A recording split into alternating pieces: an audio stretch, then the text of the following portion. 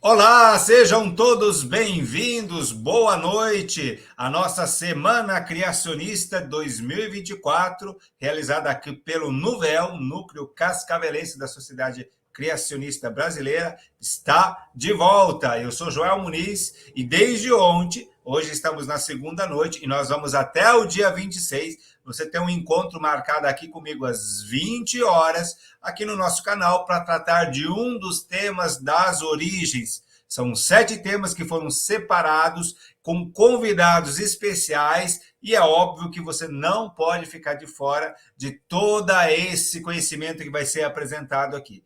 Mas antes de mais nada, eu gostaria de convidar você a se inscrever no nosso canal, curtir o material se você gostar do assunto e, claro, compartilhe esse vídeo aí com seus amigos, seu grupo de jovens. Aproveita também para deixar um comentário. Se tiver alguma pergunta, pode fazer que a gente vai ficar feliz em estar respondendo para você. Hoje é a nossa segunda noite e sem muito perder tempo aqui, eu já quero compartilhar a tela com o nosso convidado de hoje, que é Dr. Eduardo Lutz. E hoje nós vamos falar sobre o Big Bang. Doutor Eduardo, bem-vindo. Boa noite, obrigado. É um privilégio para mim estar aqui com vocês. E esse é um dos assuntos mais mal entendidos, né? Existem um grupo seleto de assuntos aí que costuma ser bem mal entendido. As pessoas muitas vezes confundem fatos com boatos. Então é bom a gente poder esclarecer essas coisas. Maravilha. Eduardo, antes de a gente falar desse assunto, vou pedir para que tu se apresente, fale um pouquinho do que você faz, até para a gente entender qual vai ser o teor dessa palestra. Certo. Bom, eu tenho feito muitas coisas na vida, né? Pesquisas acadêmicas, tenho trabalhado para a iniciativa privada também, com diversas áreas. Eu sou, por exemplo, astrofísico, também sou físico nuclear, né? Eu fiz pesquisas na URGS, fiz pesquisas na Alemanha, na Universidade Friedrich Alexander, tenho trabalhos publicados e também trabalho com outras coisas, como pesquisa em representação semântica, né, que é uma forma de representar matematicamente conhecimentos que são de interesse para empresas, né? Então a gente usa também inteligência artificial conectado com modelos semânticos e tem pesquisado também sobre línguas originais da Bíblia, sobre uma série de assuntos. Maravilha. Então, a partir disso, já dá para ter uma ideia, você que está em casa, qual vai ser o foco. Então, professor Eduardo, eu vou dar uma deixa aqui e aí depois é contigo. Tu falou que esse assunto ele é muito mal compreendido, então vamos partir do princípio. O que não é o Big Bang e o que é o Big Bang e como isso interfere ou pode interferir naquilo que a gente acredita. Bem, então, como eu mencionei no início, né, uma das áreas muito mal entendida, ou melhor, uma das áreas muito mal entendidas. Por que isso? É porque existem áreas do conhecimento que elas transcendem um pouco o cotidiano humano. Então, a tendência é que nós, usando a nossa intuição para entender as coisas, cheguemos a conclusões erradas. Então, vou dar um exemplo para vocês. Quando a gente pensa assim em velocidades muito altas, né? A, a gente normalmente vai tentar generalizar as coisas que a gente conhece do nosso cotidiano sobre velocidades e vai aplicar isso a situações em que as velocidades são altas e vai chegar a conclusões muito erradas, porque quando as velocidades são altas comparadas com a velocidade da luz, muita coisa muda de figura, muita coisa passa a ter qualidades diferentes do que a gente está acostumado no dia a dia. Por exemplo, a, o tempo que passa para uma pessoa pode ser muito diferente do tempo que passa para outra. Por exemplo, para uma pessoa pode se passar, digamos, uma semana, enquanto para outra pode se passar, digamos, 1000 anos. Ela morre de velha no nesse período. Então, isso não faz muito sentido para a nossa intuição. Então, é como se a gente pudesse viajar no tempo, né? E, na verdade, realmente acontece. Então, isso que eu falei é um exemplo de fenômeno da relatividade especial, que é uma das áreas da física, né, que estão envolvidas nesses processos que a gente vai comentar. Então, sempre quando um assunto se afasta um pouco do nosso cotidiano, a nossa intuição, que foi treinada para funcionar no cotidiano, ela vai gerar resultados errados. E esses resultados vão afetar o nosso raciocínio. Então, tem muita gente que se baseia nesses erros de raciocínio para falar sobre Big Bang, né? Então, aí sai muita coisa complicada. Deixa eu só mostrar para vocês primeiro. Vamos começar com o que não é, né? Como o Joel sugeriu. Deixa eu fazer uma... Deixa eu compartilhar uma tela aqui.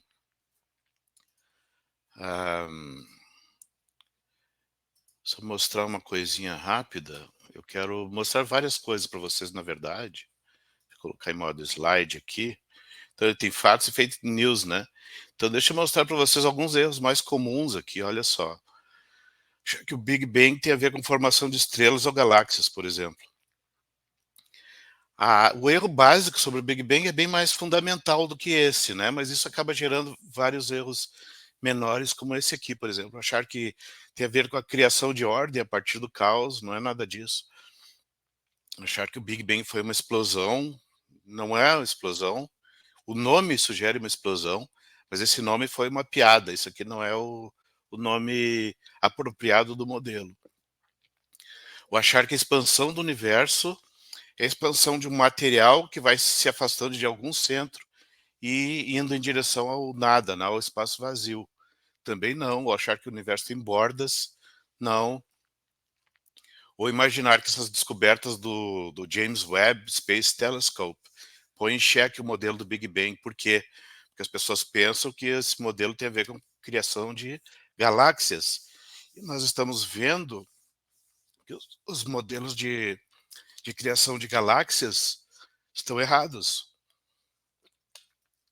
Se as coisas funcionassem como nos modelos de formação das primeiras galáxias, elas iam demorar bilhões de anos para se formar, e a gente está vendo que não, que em algumas centenas de milhares de anos, desde que o universo nasceu, já se formaram galáxias, né? Ou achar que o Big Bang tem alguma coisa a ver com a evolução darwiniana. São assuntos completamente separados. Bom, então isso aqui são coisas que não fazem sentido, na verdade, para o modelo verdadeiro. Só que para a gente entender de onde vem o modelo verdadeiro, é bom a gente entender as características da ciência. Por quê? Porque foram usadas essas características para chegar a esse modelo. Só falando rapidinho aqui, nós não temos muito tempo, mas isso aqui é muito importante. Existem vários conceitos de ciência e quase todos os conceitos populares de ciência, inclusive que se ensinam em universidades, eles se focam numa coisa chamada contra-revolução científica. Deixa eu mostrar aqui um gráfico para vocês, um diagrama melhor, né? Nós temos duas revoluções.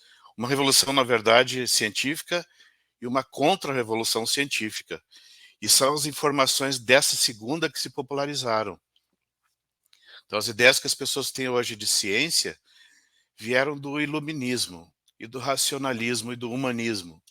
Elas não são relacionadas com aqueles métodos mais avançados que a gente usa na pesquisa mais complexa, né? Na pesquisa mais avançada. Na primeira revolução, na revolução científica propriamente, os estudiosos se basearam na Bíblia e na observação da realidade. Então, partiram do princípio ali de que Deus é o criador de todas as coisas, ele é perfeito e sistemático, portanto, matemático, né? Então, a matemática acaba sendo identificada com o próprio caráter de Deus. E ela seria a base da realidade. Então, tudo na realidade funciona segundo matemática. Então, essas pessoas que propuseram essas ideias, na verdade foram várias ao longo de alguns séculos, eles vieram com o conceito de ciência, essa palavra já existia, mas eles redefiniram o sentido da palavra ciência, né? Porque antes significava área do conhecimento, ou simplesmente conhecimento, percepção de algo, né? Então eles passaram a usar num sentido mais específico, como a metodologia matemática. O que é metodologia? É um conjunto de métodos, uma forma de estudar coisas ou de fazer coisas. O que resultou desse conceito de ciências? Foi possível entrar em áreas que antes nunca tinham sido possíveis de serem abordadas pela humanidade. Foi possível descobrir coisas contraintuitivas que discordam da nossa intuição, né? E, portanto, da nossa filosofia, que também se baseia na nossa intuição em maior ou menor grau. E isso permitiu avanços que nunca tinham sido possíveis antes, e é por isso que nós temos toda essa tecnologia hoje. Enquanto isso acontecia, quanto o conceito de ciência se solidificava e era colocado em prática, também se desenvolveu um conceito paralelo que tentava tirar Deus da explicação das coisas, e isso foi proposto pelos filósofos iluministas, né? Então, isso tem uma base iluminista, racionalista e humanista. Humanista, então, quer colocar tudo como centralizado na humanidade. E o racionalismo quer tratar de tudo pela razão humana. Sendo que a ciência, na verdade, essa proposta pelos pioneiros primeiros que eu falei ali, eles propuseram isso como uma solução para o problema da insuficiência da razão humana para lidar com certas coisas. Então, a ciência original ali, essa que causou esse avanço todo, ela consegue funcionar bem mesmo onde a razão humana falha. E é por isso que ela é tão bem sucedida. Já o racionalismo propôs a ciência como uma construção social. As pessoas se reúnem para fazer pesquisas e adotam um determinado protocolo, depois foi associado com o chamado método científico, né? Que de científico não tem nada, na verdade. E aí, a partir disso, passam a trabalhar juntos para descobrir coisas. Isso é muito bom, isso é legal, mas isso não tem nada a ver com ciência, né? O resultado disso são verdades misturadas com mentiras e muitas falácias, porque as pessoas confundem, né, ciência com opiniões e com conclusões tiradas a partir de estudos. Tá? Aí voltando aqui para a parte das características da ciência, olha só. Ela funciona então mesmo onde o raciocínio filosófico falha, ela consegue prever teoricamente fenômenos nunca observados. Notem como isso é incompatível com o método científico. O método científico começa com a observação. E a ciência não precisa disso. Sim, a gente pode usar métodos da ciência a partir das observações, mas frequentemente a gente prevê coisas que a gente nunca observou. Isso é possível na ciência, mas não com o método científico. Capacidade de informação muito mais detalhada e profunda que as demais abordagens, capacidade de penetrar em domínios inacessíveis às demais abordagens, capacidade de lidar tanto com o transcendente quanto com o natural. Já aquela ciência humanista ali, ela não pode lidar com o transcendente, ela é naturalista, né? E a ciência parte do infinito para lidar com o que é finito, a rota dedutiva ela tem preferência ali, embora também consiga trabalhar do particular para o geral, mas de uma forma um pouco diferente do que a gente faz no método científico. Bom, isso aqui era só uma introdução geral assim para o conceito de ciência, né? Que foi usado, né, no Big Bang lá. Só deixa eu mostrar pra vocês uma coisinha rápida aqui. Deixa eu ver se eu acho. Não, não, não. Aqui eu vou partir direto agora para o que é o conceito Big Bang. Vou parar de compartilhar essa tela e eu quero mostrar para vocês. Deixa eu ver aqui.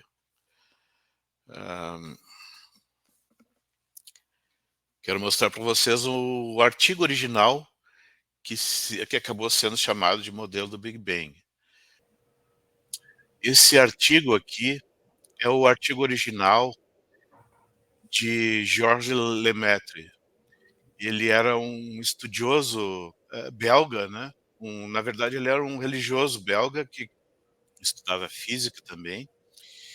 Então, aqui nesse texto, nesse artigo, ele menciona alguns estudos que estavam sendo feitos sobre relatividade geral aplicada ao universo como um todo.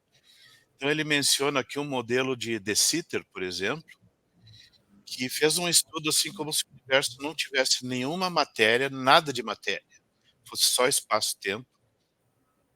E aí vocês já veem que, do ponto de vista técnico, a gente falar de universo como sendo a matéria que ele contém já não faz sentido, porque não é assim que a gente trabalha em ciência, né, com o universo.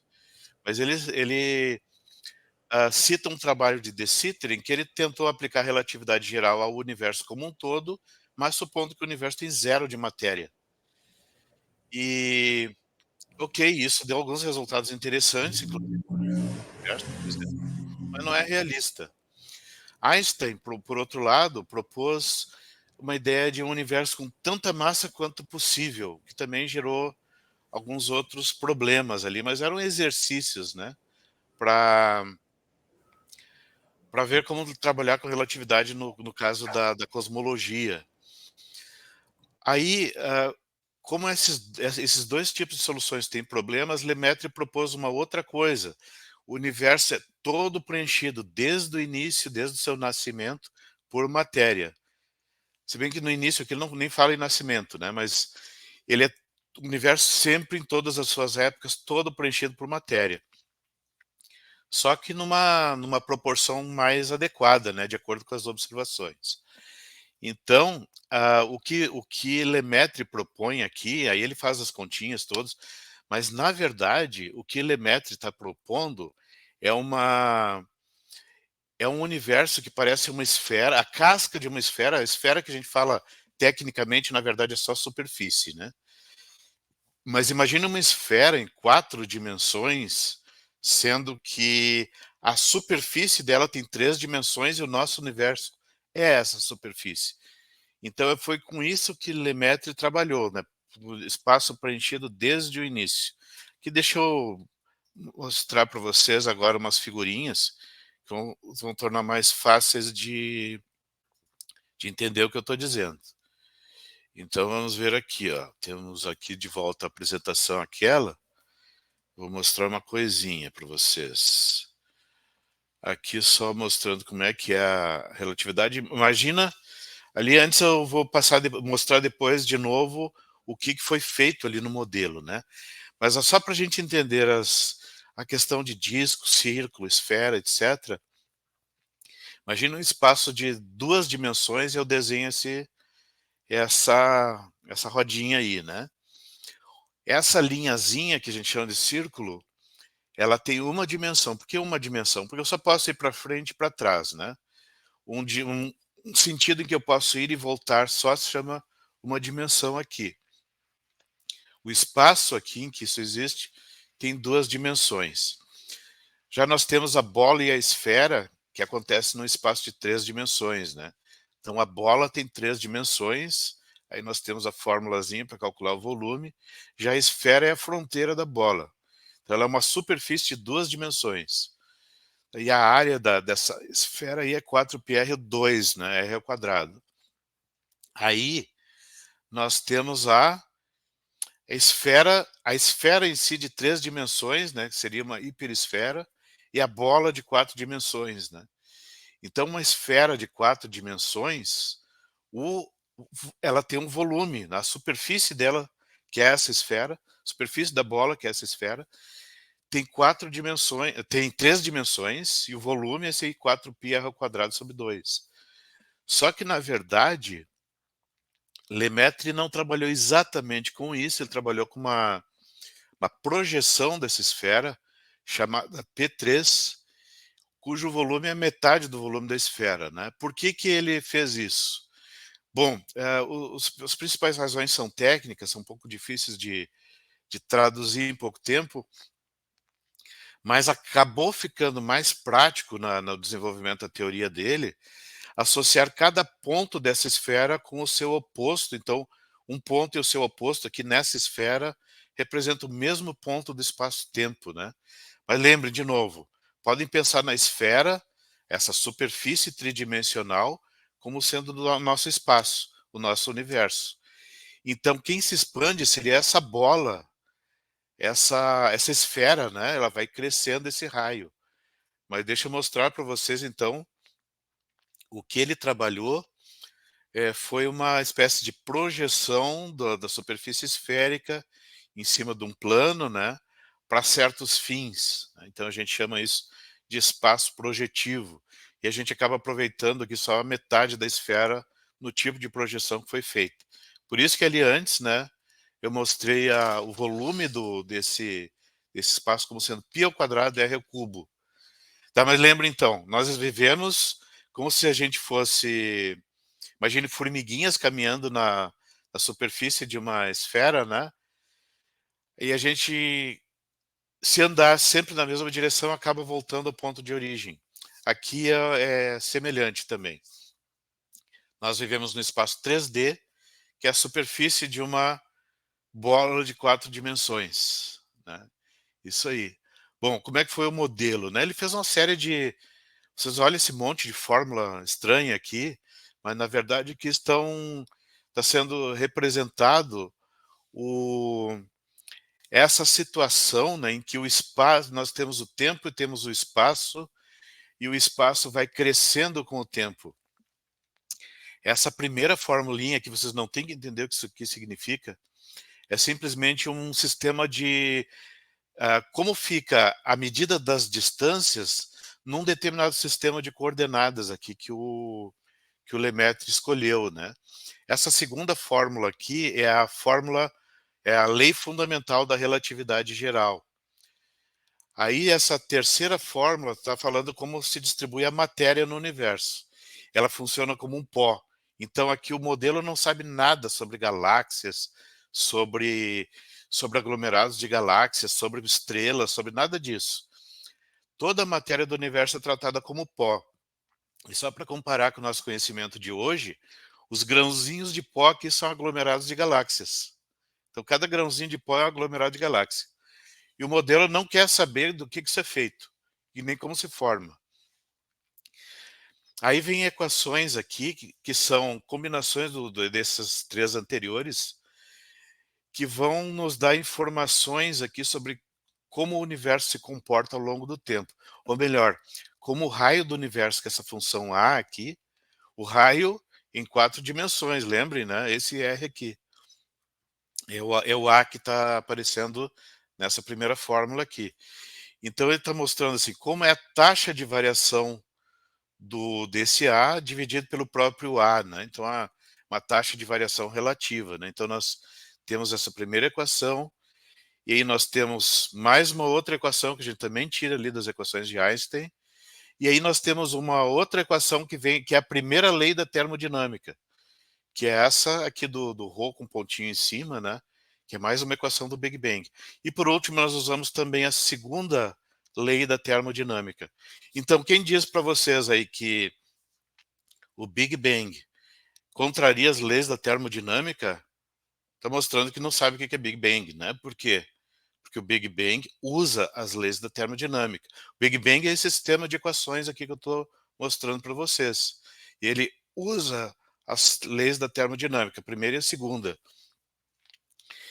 Então, por que as pessoas dizem que contraria a termodinâmica? Porque as pessoas têm uma ideia errada sobre o que é Big Bang. Acho que é uma explosão, e aí uma explosão completamente caótica que foi criando coisas que se tornaram organizadas. Claro que um modelo assim viola a segunda lei da termodinâmica, mas o Big Bang não tem nada a ver com isso, né? E outra coisa também é que a ideia popular de Big Bang tinha matéria concentrada só num ponto que depois explodiu. Ela viola também a relatividade. Porque se a gente concentrar muita matéria em pouco espaço, o que a gente tem? Um buraco negro. não uma explosão. Então a gente teria um buraco negro de proporções cósmicas. Não haveria explosão segundo as leis físicas, simplesmente um colapso gravitacional. Então, nenhum físico nunca pensou que a Terra, né, físico da área, digo, nunca pensou que o universo teria se formado dessa forma, né? Isso é só boato popular, não tem menor cabimento, né? Deixa eu ver aqui. Em 1929, Hubble, na verdade, ele estava trabalhando no mesmo problema que Lemaitre estava trabalhando. Lemaitre já citou em 1927 dados, né, que mostravam que galáxias estavam se afastando, né?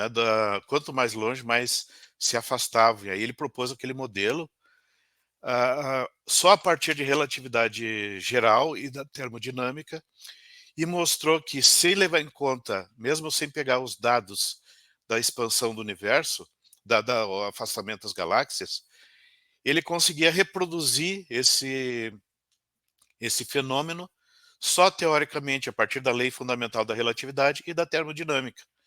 E aí ele propôs aquele modelo que eu mostrei lá de 1927, o artigo que eu mostrei de 1927. Hubble fez um estudo mais sistemático, mas ele tomou galáxias relativamente próximas. E aí vocês veem que essa linhazinha vermelha, na verdade, ela mostra que existe uma tendência, né, para as galáxias terem maior avermelhamento quanto maior a distância. Mas existe uma dispersão grande em torno da linha vermelha, vocês notam aqui, né? Em 1931, o Hubble, junto com o Humason, eles estenderam para distâncias maiores. Para distâncias muito pequenas, esse efeito de afastamento de galáxias não é muito perceptível. Quanto menor o grupo, quanto menor o espaço, menos vai funcionar essa questão do avermelhamento. Por quê? Porque existem outros fenômenos ali, existe gravidade afetando o sistema e tudo mais. Bom, então em 1931 eles fizeram um novo estudo com objetos mais distantes, e aí o alinhamento em cima da linha fica muito mais perfeito, né? E aí aquele quadrinho ali embaixo, ó, nesse gráfico aqui de 1931, esse quadrinho de baixo bem pequenininho no canto inferior esquerdo corresponde ao que o Hubble observou em 1929. Só para comparar a diferença ali, né?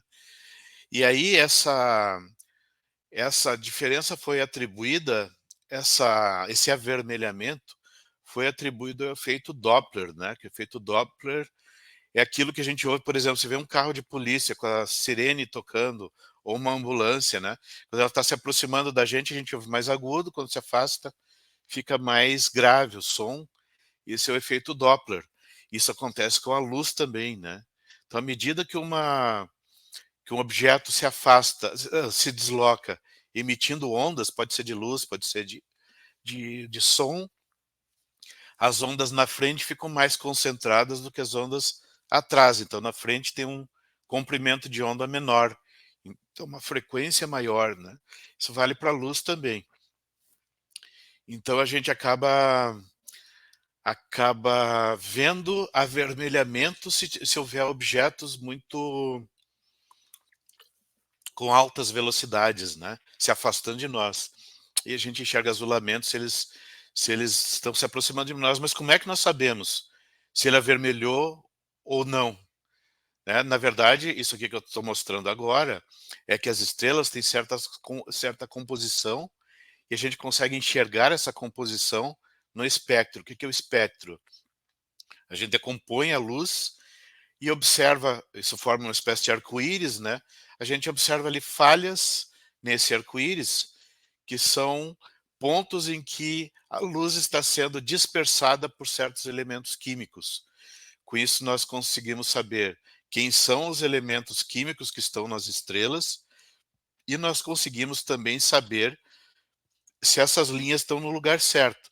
Se elas estão deslocadas em relação ao vermelho, então nós dizemos que existe um redshift, um deslocamento para o vermelho. Se essas linhas estiverem deslocadas para o azul, essa imagem já vai ilustrar isso agora, então é deslocamento para o azul. objetos que se aproximam de nós vão ter esse deslocamento para o azul, como acontece com a galáxia Andrômeda, por exemplo, nossa vizinha. Então acontece exatamente esse fenômeno. Fica deslocado para o azul. Então está se afastando de nós? Não. Está se aproximando. Por quê? Por causa da gravidade. Mas quanto mais longe estão as galáxias, mais elas ficam deslocadas para o vermelho, porque elas estão se afastando tão mais rapidamente quanto mais longe estão de nós. E a gente vê isso por causa dessas chamadas linhas espectrais, né, que são impressões digitais dos elementos químicos. Então nós conseguimos medir uma série grande de galáxias e ver que elas realmente estão deslocadas para o vermelho, indicando que estão se afastando de nós. Aí o pessoal coloca, mas outras coisas também causam avermelhamento, como gravidade, etc. Mas lembrem, aqui a gente não está só tentando explicar alguma coisa observada. Foi prevista a expansão do universo a partir das leis físicas. E isso é uma evidência de que essas leis realmente foram devidamente estudadas, né? Então eu quero fazer uma diferença aqui entre explicação ad hoc e um resultado científico. A explicação ad hoc é quando assim a gente observa alguma coisa e vem com uma ideia, quem sabe se isso funciona de tal maneira. Assim funciona no método científico. Mas na ciência não é assim que a gente trabalha, não é como um método científico, a gente não fica só procurando explicações, geralmente a gente deduz coisas e aí observa se a gente deduziu correto a partir da observação, né? Então, a observação é muito importante, mas na ciência o comum é a gente observar depois, pelo menos fenômenos mais complexos, né? Mais fundamentais. Geralmente a gente observa depois de descobrir teoricamente, né? Então o Big Bang não é uma explicação ad hoc, uma tentativa de explicação de alguma coisa que já se conhece. Bom, a ideia, eu acho que aqui eu coloquei a data, eu tenho um erro de digitação aqui, foi 1949, né, que Fred Hoyle propôs esse conceito de Big Bang. Bom, mas vou interromper por aqui, porque eu acho que eu já dei uma ideia básica do que significa o, o Big Bang, né? E aí a gente pode ver alguma coisa que precisa ser esclarecida aí, mas tem uma Bah. outra coisa também que a gente pode comparar com a Bíblia. Eu tenho aqui um material que eu posso mostrar rapidamente para vocês sobre Gênesis 1, que muita gente acha que o Big Bang entra em conflito com Gênesis 1. Eu fiz um estudo aprofundado mostrando que Gênesis 1, o assunto ali é a Terra, né? Que Terra e universo, nos conceitos antigos, eram praticamente a mesma coisa, né? Então, Terra e o mundo todo, toda a realidade que existe, para os antigos era a mesma coisa. Só recentemente a gente descobriu que eram coisas diferentes. Então, lá, se, digamos assim, estudiosos antigos achavam que a criação ali de Gênesis é a criação do universo, ok para o conceito deles. Mas para o nosso conceito agora não é ok, a gente precisa saber o que realmente se aplica ao universo inteiro e o que não. E Gênesis 1 não, é um processo de terraformação. Eu posso mostrar algumas coisas para vocês aqui de estrutura do texto, de significado de palavras do hebraico, assim por diante. Maravilha, Eduardo. Então a gente viu que não é uma explosão e Uhum. viu justamente que é a expansão do espaço-tempo ali, são fórmulas matemáticas que Big Bang foi um bullying que sofreu então a teoria no decorrer do tempo. Mas para a gente fechar essa ideia com o tempo que nos resta, quando a gente fala de Big Bang dentro de uma igreja, muita gente vai falar que isso é coisa do diabo, que não sei o quê, que não tem nada a ver com Deus. Então, em poucos. Não tem nenhum conflito, né? Tu mencionou Gênesis 1 aí, a gente pode aceitar o modelo do Big Bang e continuar, né, sendo cristão normalmente, sendo Sem dúvida, criacionista, né? Nós estamos na semana sem dúvida. criacionista, né? Nós temos várias dicas da própria Bíblia de que o universo era mais antigo do que a Terra, né? Entre as minhas passagens favoritas estão lá os primeiros capítulos de Jó, que mostram pessoas que vieram de diversos lugares para se encontrar diante do trono de Deus, e esses são chamados de filhos de Deus, e como representante da terra foi Satanás, né? Isso é uma coisa interessante, né? Então muita gente diz, esses filhos de Deus eram anjos. Só um momento. Por que que anjos precisam se apresentar diante de Deus em ocasiões especiais? Porque eles estão, segundo Jesus nos explica lá nos evangelhos, eles estão vendo a face do Pai todos os dias. Então não faz sentido que os anjos precisem de ocasiões especiais para se reunir diante de Deus. Por outro lado, o texto sugere que eles vieram de lugares diferentes e que da terra foi Satanás como representante. Ora, existem anjos ministrando na terra, não precisaria ir Satanás também representar eles. Então essas pessoas que se apresentaram diante de Deus não eram anjos, pelo texto, né, pelo contexto. E também não eram seres humanos, porque quem foi da terra não foi um humano, foi Satanás. Bom, lá no final de Jó, lá no livro, um dos últimos capítulos, onde é próprio Deus falando, ele fala que os filhos de Deus e as estrelas da alva comemoravam quando ele lançava os fundamentos da terra. Esse quando significa que eram eventos no mesmo universo, né? E esses seres, aqueles filhos de Deus, as estrelas da alva, que é um símbolo bíblico para anjos, eles eram já existiam, então, quando Deus estava lançando os fundamentos da Terra. Então, o universo já existia, já tinha seres morando nele, e antes que Deus criasse a Terra, antes que começasse aquele relato lá de Gênesis 1. Além disso, as palavras usadas ali indicam também uma série de coisas que quebram aquelas ideias que a gente costumava ter de que, por exemplo, Deus criou o sol, a luz, as estrelas no quarto dia. A gente examinando o texto, a gente vê que não é bem isso que o texto está dizendo. A gente verificar que aquele no princípio, na verdade, o que está no original é em princípio ou em um princípio. E na tradução ali da Septuaginta, que eles traduziram do hebraico, os judeus traduziram do hebraico para o grego, está da mesma forma também en arque, né? Então não tem o artigo definido ali. Isso indica que aquilo era um princípio importante para nós, mas não era o princípio de todas as coisas. É o assunto de Gênesis. Em Hebreus, nós temos a informação de que Deus criou o próprio tempo. Isso é algumas pessoas discordam disso, por causa da opinião de alguns hebraístas lá, mas isso a gente consegue mostrar que, na verdade, aquilo ali é tempo mesmo. Mas existe gente que discorda. Mas, enfim, a Bíblia nos fala da criação do universo, fala da criação da Terra, mas ela em nenhum momento identifica uma coisa com a outra. Pelo contrário, ela sugere que uma coisa aconteceu muito antes da outra, né? Então não existe problema em relação ao criacionismo de Gênesis 1, nem ao criacionismo de Hebreus ou outros livros, né? Porque as coisas se encaixam bem ali. Então, Big Bang é o quê? Ele é um modelo que mostra a expansão do espaço-tempo. Só quando a gente vai olhar a curva de expansão, a gente vê que o tempo precisa ter começado em algum momento. E aí, mas o Big Bang não vale nesse momento da criação, ele não funciona lá. Então ele não fala da própria criação, ele só indica que ela existiu. Agora, criacionistas aí entendem, né, que esse momento da criação do tempo é a criação do universo realizada por Deus. Então não existe conflito aí, não. O que aconteceu é que antes se acreditava que o universo fosse eterno. Era isso que os físicos pensavam.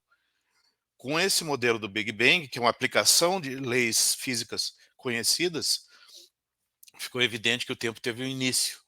Não tão evidente assim, porque tem físicos que eles acham que pode ter acontecido alguma coisa antes, que ali pode não ter sido o início do tempo, mas eu poderia contra-argumentar com argumentos técnicos aí, mas é uma outra conversa, né?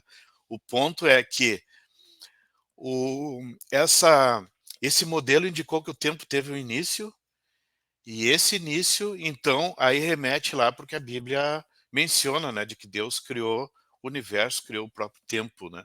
E isso não seria a mesma coisa do que está lá em Gênesis 1. Lá, Deus pegou material, pegou o sistema, planeta, né, o Sol, etc., algo que já existia antes, que ele já tinha criado antes por outros meios, e aí ele terraforma esse planeta, que transforma no ambiente habitável, né? Então, sem intervalo entre Gênesis 1 e 2. Por quê? Porque o Gênesis 1, verso 1, também quando a gente estuda mais a fundo, a gente vê isso não é a criação do universo, não é a criação de todas as coisas. Ele é um resumo do capítulo. A gente mostra um resumo do capítulo pela estrutura do texto. Então, ele tem vários blocos com introdução, descrição, finalização. E aí a gente olha que a descrição de todo o processo que Gênesis 1 fala, ele é feito em vários bloquinhos nesse formato. E esses bloquinhos juntos também formam outro bloco, e a conclusão está no início do capítulo 2. E aí, quando a gente vai ver, ok, a conclusão é essa, e qual é o início? A gente olha ali, é o verso 1. Verso 1 é o que eu resumo, depois o resto é descrição, e lá no início do capítulo 2 nós temos a conclusão. Então a gente vê que isso aí que o versículo 1 é um resumo e não um evento que aconteceu antes, né? Então não existe intervalo entre o verso 1 e o resto também. Maravilha! Então a gente viu que não é, viu o que é e viu que isso nada afeta aquilo que nós acreditamos como criacionistas. Pelo Professor contrário, né? Eduardo, alguma sugestão de leitura para quem não é muito da área técnica, que quer conhecer um pouquinho mais desse assunto? Porque talvez alguém disse, nossa, isso aqui é difícil, fórmula matemática, o conceito a gente viu que é bem interessante. Tem algum livrinho fácil aí para quem está começando nessa área? Certo. Para começar, existem vídeos na internet muito bons. E só que aí a gente tem que cuidar quais canais, né? Porque tem canais aí que aproveitam para espalhar fake news, né? Mas existem canais de físicos que sabem do que estão falando, eles explicam essas coisas, né? Explicam inclusive relatividade e tudo mais. Eu sugiro que se procure material da Sociedade Criacionista, né? Ali existem alguns autores que também fazem um pouquinho de confusão, mas existem os autores que colocam as coisas nos is, né? Porque é importante a gente poder dar voz a todos, né? E que as pessoas consigam mostrar suas ideias, né? E aí a gente tem tanto a informação técnica quanto uma amostra assim, de algumas pessoas que pensam diferente, né? E existem livros, inclusive eu tenho um aqui, que tem capítulos de vários autores. Eu mostro para vocês daqui a pouquinho esse livro. Ele tem é um livro de vários autores. Eu também escrevi vários capítulos desse livro. E aí ele trata um pouquinho sobre a questão da criação de Gênesis 1, sobre o Big Bang, sobre uma série de coisas. Mas note o seguinte: por que eu mostrei tantas fórmulas aqui? Porque para mostrar para vocês que para a gente lidar bem com o assunto, a gente precisa lidar tecnicamente com o assunto, a gente precisa lidar com essas fórmulas e não com ideias que circulam por aí. Tá? Vocês não precisam entender as fórmulas. Mas se quiserem entender, também tem material online sobre toda a base matemática que a gente precisa ter para estudar isso. E também por outro lado, existem explicações qualitativas, que são bastante úteis também. Só aí lembrando, né, tem muita gente que não conhece a parte técnica e vai apresentar as explicações qualitativas, e praticamente tudo que essas pessoas falam é fora entra em conflito com o próprio modelo, né? Então a gente tem que tomar um pouco de cuidado com isso. Já existem outras pessoas traduzindo ou explicando qualitativamente, às vezes eles não conhecem tão bem, mas eles estão mais bem orientados, né? Então a gente precisa tomar um pouco de cuidado com esse filtro. Mas a minha dica principal é: entrem lá no site da Sociedade Criacionista Brasileira e procurem lá materiais sobre esses assuntos, e aí vocês vão poder ter uma boa amostragem e informações também importantes ali sobre isso. Maravilha. Lembrando que O link da Sociedade Criacionista Brasileira vai estar aqui todas as noites, inclusive com a indicação de vários livros ali no site que você pode adquirir e estar estudando. Professor Eduardo, chegamos ao final, mas lembrando que quem está assistindo a gente ainda pode comentar, pode curtir, pode se inscrever, claro, pode compartilhar o vídeo de hoje. Foi só a segunda noite, amanhã temos mais um encontro marcado no mesmo horário, às 20 horas. Professor Eduardo, muito obrigado. As ordens, obrigado Aí. Obrigado pela oportunidade de conversar um pouquinho com vocês aí. E agradecemos a você que esteve conosco nessa noite e esperamos você amanhã. Até mais.